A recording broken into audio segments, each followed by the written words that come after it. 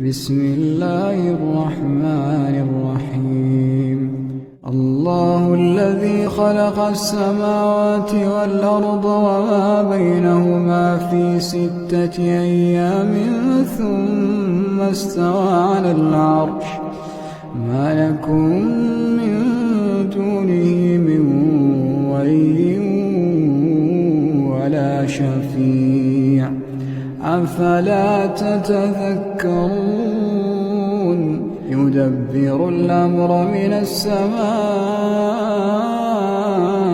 إلى الأرض ثم يعرج إليه في يوم كان مقداره 1000 سنة مما تعدون.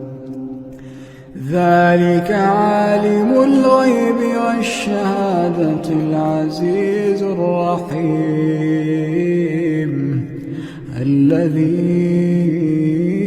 أحسن كل شيء خلقه وبدأ خلق الإنسان من طين ثم